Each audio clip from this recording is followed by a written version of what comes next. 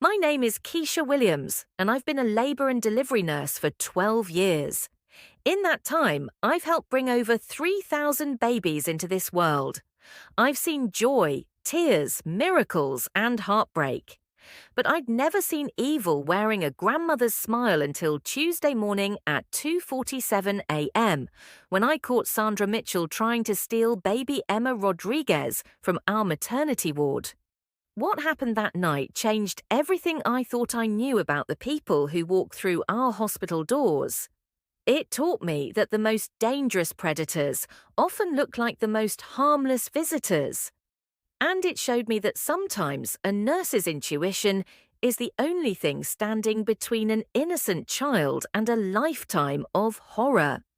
This is the story of how careful observation, quick thinking, and refusing to ignore red flags saved a newborn's life and exposed a baby trafficking ring that had been operating for years. Mercy General Hospital's maternity ward buzzes with activity even at night, but the 11 p.m. to 7 a.m. shift has its own rhythm. Fewer visitors, dimmer lights, and the kind of quiet that lets you hear every baby's cry, every mother's whisper, every footstep in the corridor. I'd chosen night shifts specifically because they allowed me to build deeper relationships with new mothers who were often awake, nervous, and needing someone to talk to during those vulnerable first hours with their babies. As one of only 3 black nurses in the maternity ward, I'd learned that many of our diverse patients felt more comfortable opening up to someone who looked like them. Tuesday started like any other night. I had 6 mothers under my care, ranging from Maria Rodriguez, who'd given birth to her first child just 8 hours earlier, to Janet Morrison, a veteran mother of 4 who delivered her latest daughter with the efficiency of someone who'd done this before. Maria was my primary concern that night. At 19, she was young, scared, and dealing with the father of her baby abandoning her during pregnancy. Her own mother lived in Mexico and couldn't afford to visit, leaving Maria essentially alone during one of the most important moments of her life. "Nurse Keisha," Maria called softly as I passed her room around midnight. "Can you check on Emma again? I know you just looked, but I keep worrying something's wrong." Emma Rodriguez was a perfect, healthy 6-pound baby girl with dark hair and the kind of peaceful expression that made even veteran nurses stop and smile. But Maria's anxiety was understandable. New mothers often experienced overwhelming fears about their baby's well-being. "She's beautiful, Maria," I said, gently checking Emma's vital signs while she slept in the bassinet beside her mother's bed. "Everything looks perfect. How are you feeling?" "Scared," Maria admitted. "I don't know how to do this alone. What if I mess up? What if something happens to her?" I sat on the edge of her bed, something I'd learned to do when mothers needed more than just medical care. "Maria, I've seen thousands of new mothers, and you know what I've learned? Love is the most important thing you can give your baby. Everything else you'll figure out as you go." We talked for 20 minutes about feeding schedules, sleep patterns, and the normal fears that come with new motherhood. When I left Maria's room, she was finally resting peacefully, and Emma was sleeping soundly in her bassinet. It was the last peaceful moment any of us would have that night. At 1:15 a.m., I was updating charts at the nurses' station when I noticed a woman standing at the entrance to the maternity ward. She was in her 50s, well-dressed, with the kind of composed appearance that suggested someone comfortable in hospital settings. Visiting hours had ended at 9 p.m., but family members occasionally arrived for emergencies or travelled long distances to see new babies. What struck me as odd was that she seemed to be studying the ward layout rather than looking for a specific room. "Excuse me," I approached her with my professional smile. "Can I help you find someone?"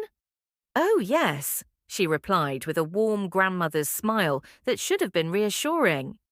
"I'm here to see my daughter-in-law, Maria Rodriguez. I just flew in from Phoenix when I heard about the baby.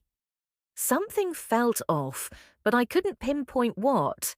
Maria had never mentioned any family members, and she'd specifically told me that the baby's father had abandoned them. But families were complicated, and it wasn't unusual for relatives to show up unexpectedly after a birth. "I'm sorry, but visiting hours are over," I explained gently. "You're welcome to come back at 9 a.m., or if this is an emergency, I can check with the charge nurse about making an exception." The woman's smile never wavered, but I caught a flash of something in her eyes, annoyance, maybe, or calculation. "Of course, I understand. I'm Sandra Mitchell, by the way, Maria's mother-in-law. I was hoping to just peek at the baby. You know how grandmothers are." "I'll check with Maria and see if she's awake," I offered. "If she is, we might be able to arrange a brief visit." That would be wonderful. I walked back to Maria's room, but she was sleeping deeply. More importantly, when I gently asked if she was expecting any visitors, her response was immediate and clear. "No, there's no one. The baby's father left me and I don't know any of his family." When I returned to the ward entrance, Sandra Mitchell was gone. I made a note about the incident and continued my rounds, but something about the encounter nagged at me. In 12 years of nursing, I developed what my colleagues called an early warning system, an ability to sense when something wasn't right, even when I couldn't explain why. At 2 a.m., I was checking on Janet Morrison's baby when I saw Sandra Mitchell again. This time, she was walking slowly down the corridor, looking into each room as she passed. When she saw me watching, she smiled and waved as if we were old friends. "Excuse me," I called softly, stepping into the hallway. "Did you find Maria's room?" "Oh, she's sleeping," Sandra replied easily. "I didn't want to disturb her. I was just looking around, hoping to catch a glimpse of the baby through the window." That explanation might have made sense, except that our maternity ward was designed with privacy in mind. The baby bassinets weren't visible from the corridor, and the room windows faced away from the hallway. There was no way to see babies without entering the rooms. "I'm sorry, but I need to ask you to wait in the family lounge," I said firmly. "Hospital policy doesn't allow visitors to wander the ward, especially during night hours." Sandra's smile tightened slightly. "Of course. I'm sorry if I was inappropriate. It's just so exciting to have a new grandbaby." But as she walked toward the family lounge, I noticed she wasn't carrying a purse, flowers, gifts, or any of the things that grandmothers typically bring when visiting new babies. And her clothes, while nice, looked like they'd been worn for traveling, but she claimed to have just flown in from Phoenix. I made another note and decided to call security if she appeared again. At 2:30 a.m., I was in the medication room preparing morning doses when I heard a baby crying. In a maternity ward, crying babies are normal, but this cry was different. Urgent, distressed, the kind that makes every nurse stop what they're doing. I followed the sound to Maria's room and found her sitting up in bed, looking confused and frightened. "Nurse Keisha, I woke up and Emma was crying, but she's not in her bassinet. I thought maybe you'd taken her for tests or something." My blood ran cold. We never removed babies from their rooms without explicitly telling the mothers, and there were no tests scheduled for Emma during night hours. "Maria, I need you to stay calm. When did you last see Emma?" I fed her around 2 o'clock, and she went right back to sleep in her bassinet. I dozed off for a few minutes, and when I woke up, she was gone. I immediately activated our Code Pink protocol, the hospital's system for missing children. Within seconds, alarms began sounding throughout the building, and all exits were automatically locked down. But even as security rushed to secure the hospital, I had a terrible suspicion about where Emma might be. I ran toward the family lounge where I'd last seen Sandra Mitchell, my heart pounding with a mix of fear and professional determination. The lounge was empty, but I noticed something that confirmed my worst fears. A hospital bassinet, the kind we use to transport babies, was missing from the supply closet next to the lounge. The security cameras showed Sandra Mitchell pushing the bassinet toward the hospital's east stairwell at 2:35 a.m. She was moving quickly but calmly, like someone who knew exactly where she was going. I contacted hospital security and provided Sandra's description while following the route the cameras had shown. The east stairwell led to a parking area that was less monitored than the main entrances, a detail that suggested this wasn't Sandra's first time attempting something like this. As I reached the stairwell, I could hear the faint sound of a baby crying echoing from below. Emma was alive, but she was getting farther away with every second. I called for backup while following the sound down 2 flights of stairs. At the parking level, I saw Sandra Mitchell loading a car seat into a white sedan parked near the emergency exit. The car seat was covered with a blanket, but I could hear Emma's cries coming from underneath. "Mum!" I called out, trying to keep my voice calm and authoritative. "I need you to stop right there." Sandra looked up with the same grandmother's smile she'd worn all night, but now it looked absolutely chilling. "Oh, hello again. I'm just taking my granddaughter home." "That's not your granddaughter, and we both know it. Please step away from the car." Sandra's expression changed completely. The warm smile disappeared, replaced by cold calculation.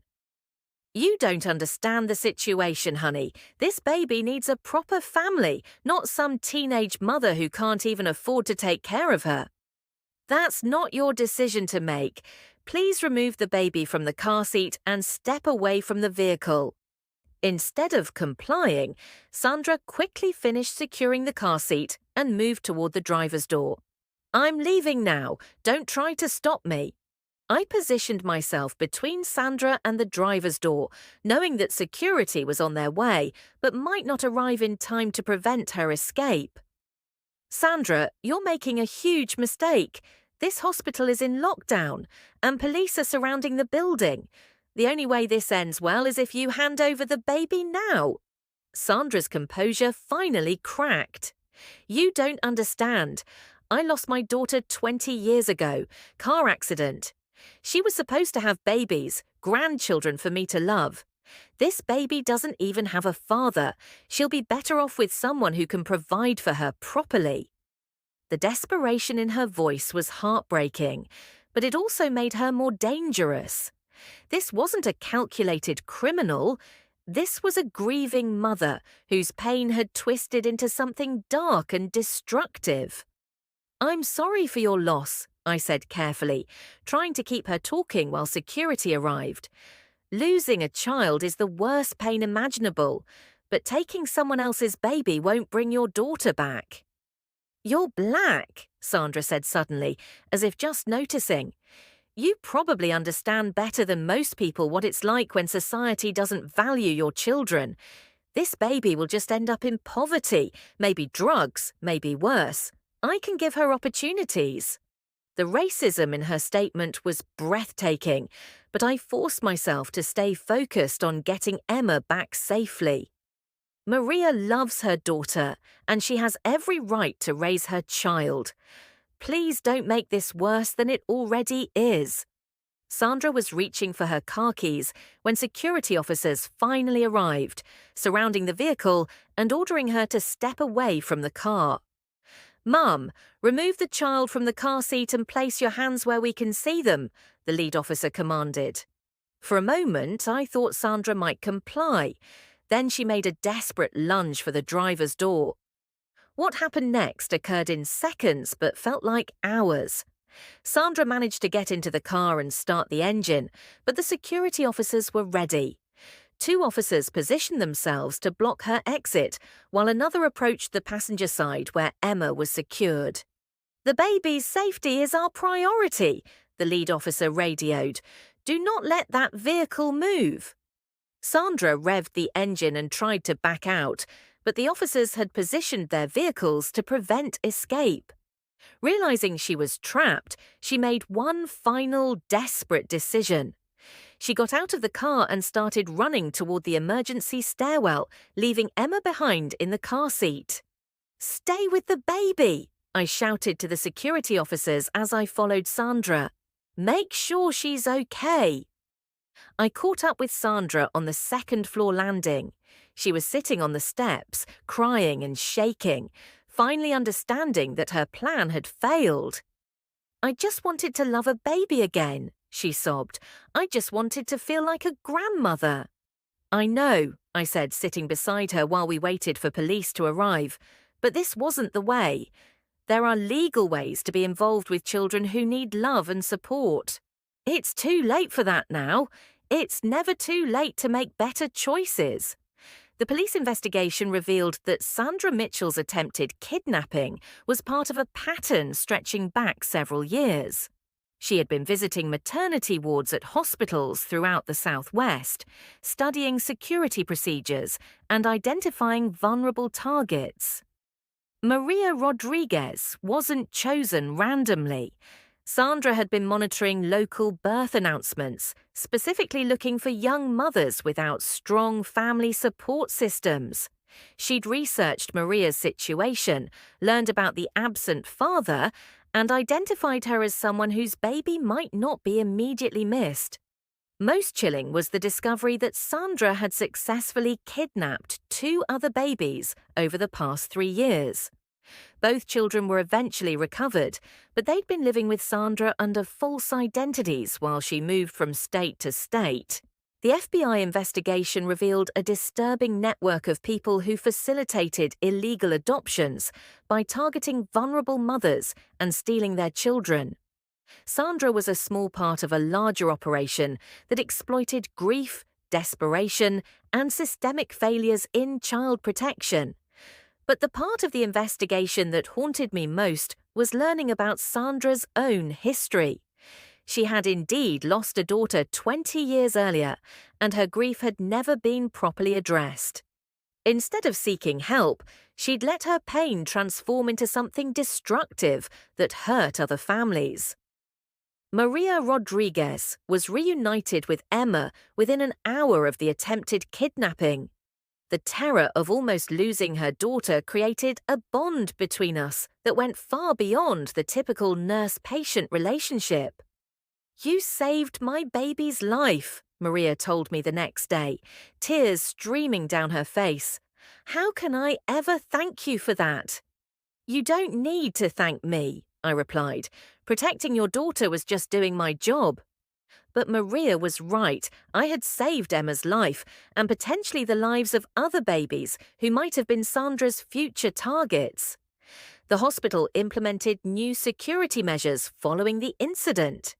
Visitor access was restricted, baby identification systems were upgraded, and staff received additional training on recognizing suspicious behavior. Most importantly, we established new protocols for supporting vulnerable mothers like Maria, ensuring they had the resources and assistance they needed during their hospital stay. Sandra Mitchell was charged with attempted kidnapping, child endangerment, and participation in a criminal conspiracy. Her trial brought national attention to the issue of hospital security and the targeting of vulnerable mothers. During my testimony, I described the red flags that had alerted me to Sandra's true intentions. Her lack of familiarity with Maria's situation, her behavior in the ward, her absence of typical grandparent accessories, and most importantly, Maria's clear statement that she wasn't expecting any visitors. "Nurse Williams," the prosecutor asked, "what do you think would have happened if you hadn't trusted your instincts that night?" "Emma Rodriguez would have disappeared," I replied. "A young mother would have been devastated by an unimaginable loss, and a disturbed woman would have continued believing that stealing children was an acceptable way to deal with her grief." Sandra was sentenced to 15 years in prison. The other members of the adoption ring received similar sentences, and the 2 children she'd previously kidnapped were returned to their families. But the trial also revealed something important about Sandra's story. Her descent into criminality began with untreated grief and a healthcare system that failed to connect her with appropriate mental health resources after her daughter's death. 3 years later, I still work night shifts in the maternity ward at Mercy General. Emma Rodriguez is now a healthy, happy toddler who visits the hospital occasionally with her mother, who completed nursing school and now works in our pediatric unit. The Sandra Mitchell case taught me several important lessons about healthcare security and patient advocacy. First, trusting professional instincts is crucial. When something feels wrong, it usually is. Second, vulnerable patients need extra protection, not just medical care. And third, the people who seem most harmless can sometimes pose the greatest danger. I've become an advocate for better hospital security and for addressing the root causes that lead people to commit desperate acts. Sandra Mitchell's story was tragic long before she became a criminal. Her daughter's death, her untreated grief, and her isolation created the conditions that led to her targeting other families. We've established support groups for parents who've lost children, connecting them with resources and ensuring their grief doesn't transform into something destructive. We've also created mentor programs pairing experienced mothers with young mothers who lack family support. Most importantly, we've reinforced the lesson that nursing is about more than medical care. Sometimes it's about being the only person standing between a vulnerable patient and someone who wants to harm them. Maria Rodriguez sends me photos of Emma on her birthday every year. In the latest picture, Emma is playing with toy medical equipment, pretending to be a nurse. Her mother wrote on the back, "She says she wants to help people like Nurse Keisha helped us." That's the real victory. Not just saving one baby from one kidnapper, but inspiring the next generation to choose protection over predation, healing over harm. Every time I walk through our maternity ward at night, I remember that Tuesday morning when careful observation and quick action saved a child's life. I remember that sometimes the most important part of nursing isn't the medicine, it's the vigilance. Because in a world where people can disguise evil with a grandmother's smile, someone has to be watching. Someone has to be ready to act when danger presents itself as kindness. Someone has to stand between the innocent and those who would harm them. In our hospital, that someone is us.